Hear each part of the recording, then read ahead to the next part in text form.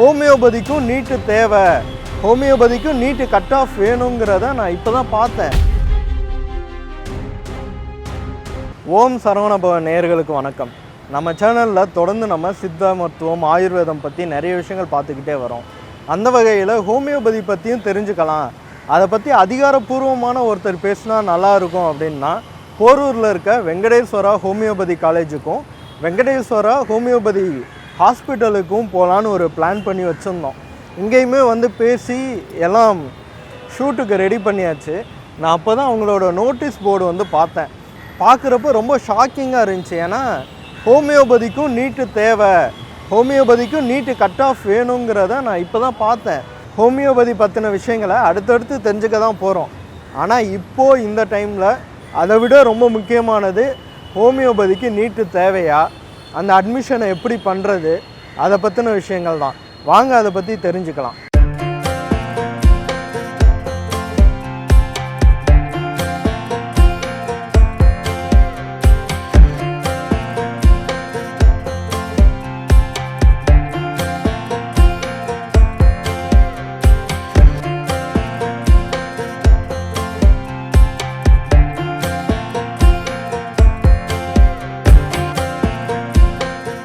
ஆக்சுவலாக நான் வந்தது எதுக்குன்னா ஹோமியோபதி பற்றி தெரிஞ்சுக்கலாம், மெடிசன் எப்படி ப்ரிப்பேர் பண்ணுறாங்க, அதோட பயன்கள் என்னென்னு தெரிஞ்சுக்கலாம் தான் வந்தேன்.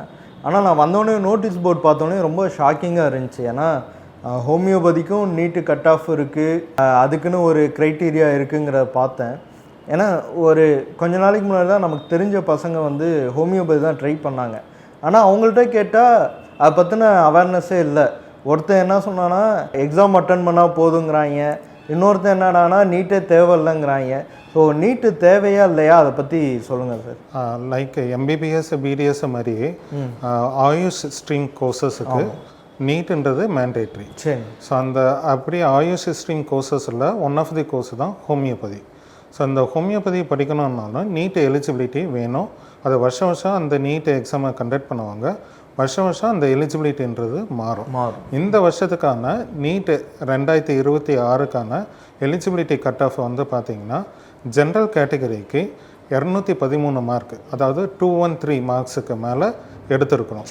அதுவே மற்ற கேட்டகரி, அதாவது ஜென்ரல் போக மற்ற BC, MBC, SC, ST, SCA, MBC, அது பிசிஎம், இந்த மாதிரி கேட்டகரியில் இருக்கிற மாணவர்கள் அத்தனை பேருமே 177, அதாவது 177 மார்க்ஸுக்கு மேலே எடுத்து இருந்தால் மட்டும்தான் அவங்க அப்ளிகேஷன் ஃபார்மே வந்து ஃபில்அப் பண்ண முடியும். Okay.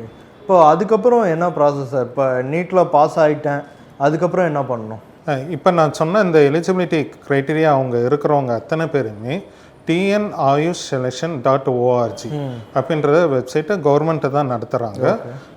Directorate of Indian medicine and homeopathy இவங்க தான் வந்து இந்த கவுன்சிலிங் ப்ராசஸே வந்து பண்ணுறாங்க. ஸோ அந்த கவுன்சிலிங் ப்ராசஸ் வந்து இப்போ ரைட் நோ அப்ளிகேஷன் ஃபார்ம் வந்து ஸ்டார்ட் பண்ணியிருக்காங்க.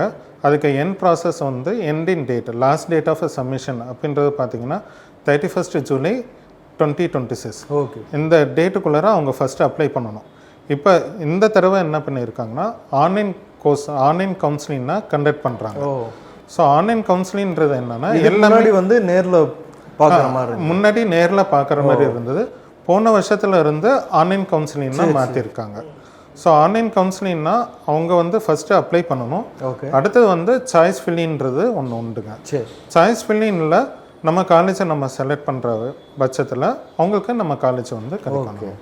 இதில் இன்னொரு ஸ்பெஷல் இது என்ன அப்படின்னா, அந்த கரிக்குலம் பேஸ்டு, அதாவது அகடமிக் அச்சீவ்மெண்ட்ஸ்ன்னு சொல்லிட்டு வரப்போ அதெல்லாம் எங்கள் காலேஜ் வந்து ஏ ரேட்டட் இன்ஸ்டியூஷன். ஏ ரேட்டட் வந்து ஹை ரேட் இருக்கல, ஹையர் ரேட் அது.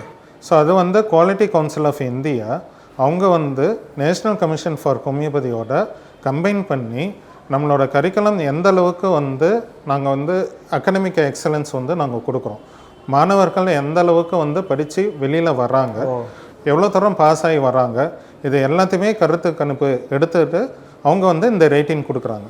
அந்த மாதிரி ரேட்டிங் கொடுத்ததில் எங்களுக்கு ஏ ரேட்டட் இன்ஸ்டியூஷன் எங்களுக்கு கிடச்சிருக்கு எங்களுக்கு. அதுக்கப்புறம் வந்து இந்த அட்மிஷன் ப்ராசஸ்ன்னு சொல்லிட்டு வரப்போ நிறைய பேருக்கு கேள்வி வரும், சார் நான் நீட்டை எழுதிட்டேன் ஆனால் நான் கவுன்சிலிங் அப்ளை பண்ணேன், நான் டைரெக்டாக நான் வந்து ஜாயின் பண்ணலாமா அப்படின்ற மாதிரிட்டு நிறைய பேர் கேட்பாங்க. இந்த நீட்டு வர்றதுக்கான பர்பஸே என்னென்னா த்ரூ மெரிட் லிஸ்ட் பேஸ் பண்ணி தான் அட்மிஷன் ப்ராசஸ் நடக்கணும் அப்படின்றதுக்காக தான் இந்த கவர்மெண்ட்டோட மோட்டிவ். ஸோ அந்த மாதிரி இருக்கிறனால management quota, all India quota and government quota, இந்த 3 கோட்டா மூலியமாகவும் அவங்க ஜாயின் பண்ணலாம். ஸோ டைரக்ட் அட்மிஷன் கிடையாது, எல்லாமே மெரிட் பேஸ். எல்லாம் கவர்மெண்ட் கோட்டான்னு சொல்லிட்டு வர்றப்ப தமிழ்நாடு ஸ்டூடெண்ட், தமிழ்நாடு நேட்டிவிட்டி உள்ள ஸ்டூடெண்ட்ஸ் அவங்க இதை அப்ளை பண்ணலாம். அவங்களே வந்து ஆல் இந்தியா கோட்டாவும் அப்ளை பண்ணலாம், மேனேஜ்மெண்ட் கோட்டாவும் அப்ளை பண்ணலாம். ஆல் இந்தியா கோட்டா வந்து 15 சீட் எங்களுக்கு. அந்த ஆல் இந்தியா கோட்டாவில் யார் யார் அப்ளை பண்ணலான்னா, இப்போ அதர் ஸ்டேட் ஸ்டூடெண்ட்ஸ் இருக்காங்க, தமிழ்நாடு தவிர மற்ற மாநிலங்கள்லேருந்து மற்ற மாநில மாணவர்கள் வந்து நம்ம காலேஜில் ஜாயின் பண்ணணுன்ற நினைக்கிறவங்க இந்த ஆல் இந்தியா கோட்டா மூலிமா அவங்க வரலாம். ஓகே. மேனேஜ்மெண்ட் கோட்டாவும் அதே மாதிரி தான். ஸோ அதுவும் மற்ற மாநில மாணவர்களாக இருக்கலாம், இல்லாட்டி நம்ம தமிழ்நாடு மாணவர்களாக இருக்கலாம். யாராக இருந்தாலும் எனக்கு கவர்மெண்ட் கோட்டா சீட்டு எனக்கு கிடைக்கல சார் அப்படின்றவங்களுக்கு மேனேஜ்மெண்ட் கோட்டா வரலாம். அதுக்கும் இந்த 3 கோட்டாவுக்குமே அப்ளிகேஷன் ஃபார்ம் வந்து tnayushselection.org இந்த வெப்சைட்டில் இப்போ ரைட் நோ அப்ளிகேஷன் போயிட்டுருக்கு. 31 ஜூலை லாஸ்ட் டேட் அப்ளை பண்ணுறதுக்கு. இது முடித்த உடனே அடுத்தது சாய்ஸ் ஃபில்லிங் ஓப்பன் ஆகும். சாய்ஸ் ஃபில்லிங் முடித்த உடனே உங்களுக்கு அலாட்மெண்ட் ஆர்டர் டவுன்லோட் ஆகும். அந்த அலாட்மெண்ட் லெட்டர் டவுன்லோட் பண்ண பிறகு அந்த அலாட்மெண்ட் ஆர்டரை கொண்டு வந்து காலேஜில் சப்மிட் பண்ணிங்கன்னா நாங்கள் அட்மிஷன் ப்ராசஸ் ஸ்டார்ட் பண்ணிடுவோம். சரி, இதுதான் அட்மிஷன் ரிலேட்டடான ப்ராசஸ் சார். இப்போது நம்ம வெங்கடேஸ்வரா ஹோமியோபதி காலேஜ் அதை பற்றி சொல்லுங்கள் சார். இன்றைக்கி தமிழ்நாட்டில் வந்துட்டு ஹோமியோபதி மருத்துவ கல்வித்துறையில் வந்து ஒரு தனித்துவமான இடத்தை பெற்றிருக்கு வெங்கடேஸ்வரா ஹோமியோபதி மருத்துவக் கல்லூரி மற்றும் மருத்துவமனை. வந்துட்டு முக்கியமாக வந்து இது ஒரு நல்ல ஒரு சூழ்நிலையில் உள்ள இடத்துல வந்துட்டு அமைந்திருக்கிறது வந்து அது ஒரு சிறப்பு. மருத்துவக் கல்லூரியை பற்றி சொல்கிறதுக்கு முன்னால் நான் மருத்துவமனையை பற்றி உங்களுக்கு சொன்னால் உங்களுக்கு கொஞ்சம் நல்லாயிருக்கும். கண்டிப்பாக. ஏன்னா வந்து 1994 வந்து ஹனிமன் ஹோமியோபதி மெடிக்கல் ட்ரஸ்ட்டுன்னு சொல்லிட்டு ஒரு அறக்கட்டளையை முதல்ல வந்து நிறுவின பிறகு தான் இந்த மருத்துவமனை ஆரம்பித்தாங்க. அது வந்து நிறுவனர் வந்துட்டு வந்து இன்ஜினியர் வி.கே. ஆறுமுகம் அவர்களால் வந்துட்டு இந்த ஹனிமன் ஹோமியோபதி மெடிக்கல் ட்ரஸ்ட் முதல்ல வந்து ரெஜிஸ்ட்ரேஷன் பண்ணாங்க. ரெஜிஸ்ட்ரேஷன் பண்ணிட்டு வந்து ஒரு சிங்கிள் டாக்டரை வச்சு முதல்ல வந்து இந்த மருத்துவத்தை ஆரம்பித்தாங்க. அந்த மருத்துவத்தை ஆரம்பிக்கிறதுக்கு வந்து உள்ள உந்துதல் எப்படி வந்ததுன்னா, இந்த நிறுவனருக்கு வந்துட்டு வந்து சில வியாதிகள் இருந்ததை வந்து ஹோமியோபதி மருத்துவத்தினால குணமாகிடுச்சு. ஸோ அவருக்கு ஒரு ஈர்ப்பு வந்தது, ஹோமியோபதி மருத்துவத்துக்கு மேலே ஒரு ஈர்ப்பு வந்தது. அந்த ஈர்ப்பு வந்த உடனே நம்ம ஏன் வந்துட்டு டாக்டர்ஸ் வச்சு இன்னும் சேவை செய்யக்கூடாது அப்படின்னு சொல்லி ஒரு சிங்கிள் டாக்டர் வச்சு ஆரம்பிக்கும் போது, அப்போ நிறைய பேருக்கு இப்போ கூட்டம் நிறைய இருக்கும்போது கவனிக்க முடியாதனால இன்னும் நிறைய டாக்டர்ஸை வச்சு ஒரு மருத்துவ மனையை ஆரம்பிச்சிரும் அப்படின்னு முதல்ல மருத்துவமனையை ஆரம்பித்து 1995 1995 வந்து மருத்துவமனையை முதல்ல ஆரம்பித்தார். அப்படி அந்த மருத்துவமனையை ஆரம்பித்து அது போயிட்டே இருக்கும்போது வந்துட்டு அவருடைய வெல்விஷர் ஒருத்தர் வந்து ஒரு டாக்டர் வந்து என்ன சொன்னார்னா, நீங்கள் வந்து இங்கே வந்து இத்தனை டாக்டர்ஸை வச்சு வந்து குறைவான ஆட்களுக்கு மட்டும்தான், நோயாளிகளுக்கு மட்டும்தான் வந்து நீங்கள் சேவை செய்ய முடியும். நீங்கள் ஒரு காலேஜ் ஆரம்பிச்சிங்கன்னா இன்னும் நிறைய பேரை வந்து உருவாக்க முடியும். அப்படி அவ்வளோ பேரை நம்ம உருவாக்கணும்னா நிறைய பேருக்கு சேவை செய்ய முடியும், நிறைய பேர் பயனடைவாங்க.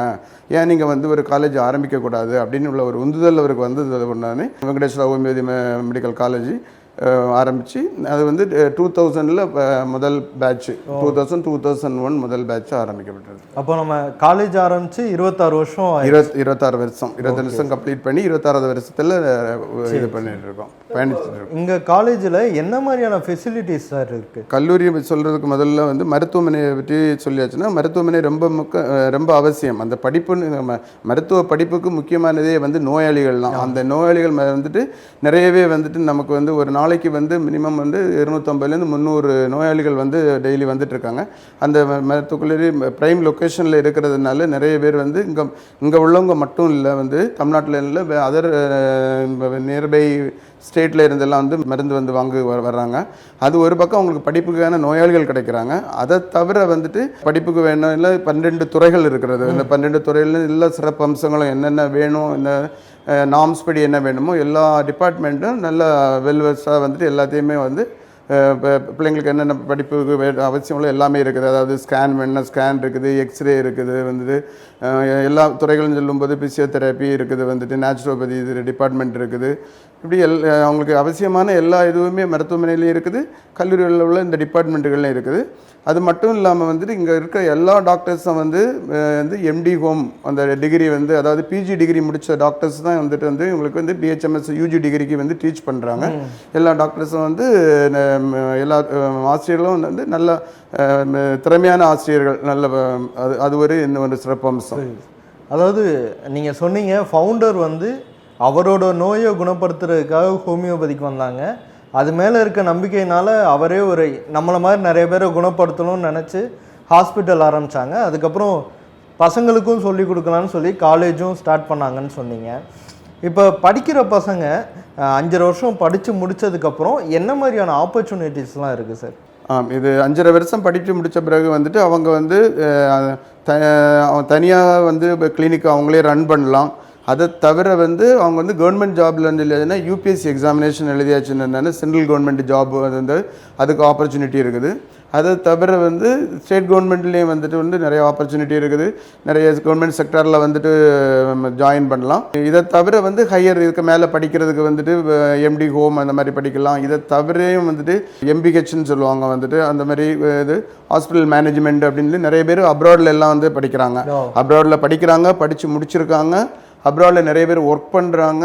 இதே வெங்கடேஸ்வரா மருத்துவக் கல்லூரியில் படித்து வெளியே போனவங்க நிறைய பேர் வந்து அப்ராடில் வந்து நல்ல சிறப்பாக பணியாற்றிட்டு இருக்காங்க.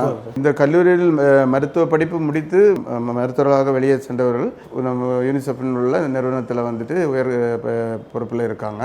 இதை தவிர இங்கே முடிச்சுட்டு 5 வருஷம் முடித்து அதுக்கு பிறகு பிஜி முடித்தவங்க வந்துட்டு வந்து மற்ற கல்லூரிகளில் முதல்வராகவும் இருக்கிறார்கள். நம்ம சேனல் ஃபாலோ பண்ணுறவங்களுக்கும் சரி, எனக்குமே சரி, சித்தானா மூலிகைகள் இலையிலேருந்து அதை அப்படியே ப்ராசஸ் பண்ணி எடுக்கிறாங்க. ஆயுர்வேதானா எண்ணெயும் மூலிகையும் சேர்ந்து எடுக்கிறாங்க.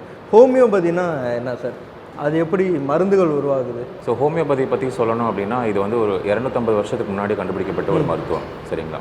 இந்த சிஸ்டமை கண்டுபிடிச்ச ஃபவுண்டரே வந்து பார்த்திங்கன்னா ஒரு அலோபதிக் டாக்டர். அவர் அந்த அலோபதியை ப்ராக்டிஸ் பண்ணும்போது அதில் திருப்தி இல்லாததுனால அந்த வேலையை விட்டுட்டு மற்ற வேலைகள்லாம் செய்யும்போது மொழி மாற்றம் அந்த மாதிரி பண்ணும்போது அவர் ஒரு மருந்து புக்கை வந்து இந்த மாதிரி மொழி மாற்றம் பண்ணியிருக்காரு. ஸோ மெடிசனல் புக்கை வந்து மொழி மாற்றம் பண்ணும்போது அதில் ஒரு வாசகத்தை படிக்கிறாரு. அந்த வாசகத்தை படிக்கும்போது இந்த மாதிரி ஒரு மரத்தோட பட்டை வந்து மலேரியாவை க்யூர் பண்ணுது அப்படின்னு போட்டிருக்காங்க. ஸோ இது எப்படி க்யூர் பண்ணது அவர் அப்படின்னு டெஸ்ட் பண்ணி பார்க்கணும் அப்படின்னு ட்ரை பண்ணும்போது அவர் அந்த மரத்தோட பட்டையை தான் எடுத்து பார்க்குறாரு. எடுத்து பார்க்கும்போது அவருக்கு மலேரியா மாதிரியே சிம்டம்ஸ் ப்ரொடியூஸ் ஆகி அந்த மரத்தோட பட்டையை வந்து ப்ரூவ் ஆகுது. ஸோ அதுக்கப்புறம் தான் அவர் ஒரு கண்டுபிடிக்க போகிறாரு. ஓகே, இந்த மாதிரி likes cure likes or diamond cut diamond அப்படிங்கிற நம்ம பழமொழி இருக்கு இல்லையா, அதன் அடிப்படையில் இந்த மருத்துவம் வேலை செய்யுது அப்படின்னு சொல்கிறாரு. ஸோ எப்படி சித்தா ஆயுர்வேதாலேருந்து இயற்கையிலேருந்து மருந்துகள் வருதோ அதே மாதிரி தான் ஹோமியோபதியிலேருந்தும் வருது. இப்போ ஹோமியோபதிங்கிறது மரப்பட்டைகள், அதுலேருந்து மரப்பட்டைகள் மட்டும் இல்லை, நேச்சர்லேருந்து வருது, மினரல்லேருந்து வருது, எல்லா விதமான சோர்சஸ். அதாவது உண்மையான நேச்சர் ரிலேட்டடான மருத்துவம்னு பார்த்தீங்கன்னா நம்ம ஹோமியோபதி தான். பிகாஸ் நம்மளை சுற்றி இருக்கிற எல்லா விதமான பொருட்கள், நம்மளோட சுற்றி இருக்கிற எல்லா விதமான living things, non living things எல்லாத்துலேருந்தும் வரக்கூடிய ஒரு மருந்து தான் இது. ஓகேங்களா? சித்தா ஆயுர்வேதாவுக்கும் ஹோமியோபதிக்குமான வித்தியாசம் என்ன சார்? புரிஞ்சுக்கிறதுக்காக கேட்குறேன். ஓகே, சித்தா ஆயுர்வேதா அண்ட் ஹோமியோபதியில் பொறுத்த அளவில் தன்னோட மருந்துகளை எடுத்து பேஷண்ட்டுக்கு எந்த வகையில் கொடுக்குறோம் அப்படிங்கிறதுல நிறைய முறைகளில் வேறுபடுது. இப்போ எக்ஸாம்பிள் நம்ம ஹோமியோபதி எடுத்துக்கிட்டோம்னா இதுவும் நேச்சர்லேருந்து வருதுன்னு நான் சொன்னேன், ஆனால் எப்படி எடுக்கிறோம்னு நம்ம சொல்லலை. ஸோ இதில் வந்து பார்த்திங்கன்னா இப்போ நான் சொன்ன மாதிரி செரியோ இல்லைனா மரம், அதை ஏதோ ஒரு பகுதியை எடுத்து அதை வந்து நம்ம இந்த ஸ்பிரிட்லையோ இல்லை வாட்டர்லையோ அதை வந்து நம்ம சோக் பண்ணி ஓவர் 24 hours அதை வந்து சோக் பண்ணி அதுலேருந்து எடுக்கக்கூடிய எக்ஸ்ட்ராக்ட் வச்சு தான் நம்ம வந்து மருந்தே ப்ரிப்பேர் பண்ணுறோம். வேறஸ் நீங்கள் சித்தா அண்ட் ஆயுர்வேதா பார்த்தீங்கன்னா அந்த பிளான்ட்டே வந்து டேரெக்டாக அதை வந்து ஒரு டேப்லெட் ஃபார்முக்கோ இல்லைனா ஒரு டிங்சர் ஃபார்முக்கோ மாற்றுறது உண்டு. ஸோ இதில் வந்து மூணுமே நேச்சர்லேருந்து வந்தாலும் அட்மினிஸ்டர் பண்ணுற விதம் வேறு வேறையாக ஆகுது. கண்டிப்பாக. இப்போது நாங்களாம் சின்ன வயசில் பார்த்துருக்கோம். இப்போ ஹோமியோபதி மாத்திரைகள்னாலே சின்ன சின்னதாக உருண்டையாக இருக்கும், அது பார்த்துருக்கோம். ஸோ அதுதான் அதோட ஃபார்மா. ஸோ நீங்கள் கேட்குறது வந்து கரெக்டானதான் கொஸ்டின். பிகாஸ் எல்லா மெடிசனுமே பார்க்கறதுக்கு ஒரே மாதிரி இருக்குது, எல்லாமே ஸ்வீட்டாக தான் இருக்குது. இது எப்படி வந்து மாறுபடுது அப்படின்னு. ஸோ நீங்கள் பார்க்குறது என்ன அப்படின்னா அது வந்து ஒரு வெஹிக்கிள்னு சொல்லலாம். அது வந்து மருந்தை கேரி பண்ணிட்டு போகக்கூடிய ஒரு சப்ஸ்டன்ஸ் மட்டும்தான். அதில் ஆக்சுவலாக ஆட் பண்ணுற மெடிசன்ஸ் வேறு வேறு ஆகும். அந்த மாதிரி ஓவர் 1500 மெடிசன்ஸ் இருக்குது. ஸோ 1500க்கும் மேலே இருக்குது, இன்னும் எக்ஸ்பேண்ட் ஆகிக்கிட்டே இருக்குது. அதிலேருந்து நம்ம எடுக்கக்கூடிய எக்ஸ்ட்ராக்ட்ஸை ஒரு 3 drops 4 drops நம்ம வந்து அந்த குளோபியூல்ஸ்னு சொல்லுவோம். அது அந்த வெஹிக்கிளில் ஆட் பண்ணும்போது அதுதான் பேஷண்ட்டுக்கு நம்மளோட மெடிசனல் எஃபெக்டை கொண்டு போகுது. இப்போது நம்ம ஹோமியோபதி பற்றி நிறைய விஷயங்கள் பேசிக்கிட்டே வரோம் மேம். எந்தெந்த நோய்களுக்கு ஹோமியோபதி ட்ரீட்மெண்ட் எடுத்துக்கிட்டால் பெஸ்ட்டு ரிசல்ட்ஸ் கிடைக்கும், அதாவது மற்ற மருத்துவ முறைகளை விட ஹோமியோபதி வந்து இந்தந்த நோய்களை வந்து சீக்கிரமாக குணப்படுத்தும், முழுமையாக குணப்படுத்தும்னா எது சொல்லுவீங்க? சார் இந்தந்த நோய்கள் அப்படின்னு இல்லை சார். ஹோமியோபதியில் அனைத்து விதமான நோய்களுக்கும் தீர்வு இருக்குது. ஸ்பெசிஃபிக்காக சொல்லணும்னா சில இதுக்கு சர்ஜரி தேவைப்படும், அறுவை சிகிச்சை தேவைப்படும். லைக் சின்ன குழந்தைங்களுக்கு டான்சிலைட்டிஸ், அடினாய்டு என்லார்ஜ்மெண்ட் அப்படின்னு இருக்குது.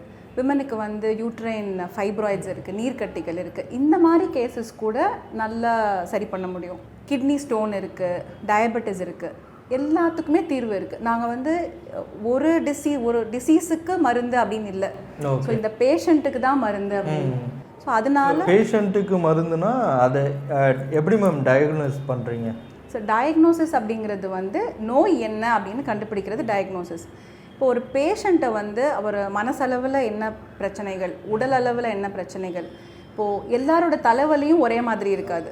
ஸோ அந்த மாதிரி ஒருத்தரோட குணாதிசயங்களை வச்சு கொடுக்கறது தான் ஹோமியோபதி. இப்போ சித்தா ஆயுர்வேதானா நம்ம வாதம் பித்தம் கபம் அப்படின்னு 3 உடல்நிலையை பிரிக்கிறாங்க. அதுவே வாதம் கபம் சேர்ந்துருக்கும், வாதம் பித்தம் சேர்ந்துருக்கும், இப்படி நிறைய அவங்க படிநிலைகள் வச்சுருக்காங்க. இப்போ ஹோமியோபதிங்கிறது எதை அடிப்படையாக வச்சு எங்களுக்கு? ஹோமியோபதி வந்து வைட்டல் ஃபோர்ஸ் அப்படிங்கிறது தான் எங்களோட பிரின்சிபல். வைட்டல் ஃபோர்ஸ்னால் அதை கொஞ்சம் டீட்டெயிலாக. வைட்டல் ஃபோர்ஸுங்கிறது நம்மளோட உயிர், நம்மளோட centre of the human being அப்படிங்கிறது தான் எங்கள் கான்செப்ட். ஸோ அதில் வந்து மயசம் அப்படிங்கிறது இன்னொரு இது. அதுதான் நம்மளோட நோய்களுக்கு காரணம் அப்படிங்கிறது எங்கள் ஃபவுண்டர் வந்து ஹனிமேன் சொல்லியிருக்காரு.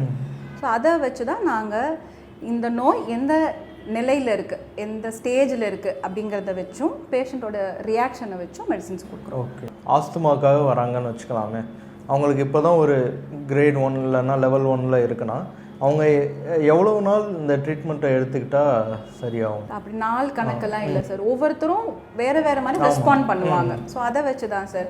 இன்னொன்று பேஷண்ட் வரும்போது எந்த ஸ்டேஜில் இருக்காங்க, எவ்வளோ நாள் ட்ரீட்மெண்ட் எடுத்திருக்காங்க அப்படிங்கிறத வச்சும் அது மாறும்.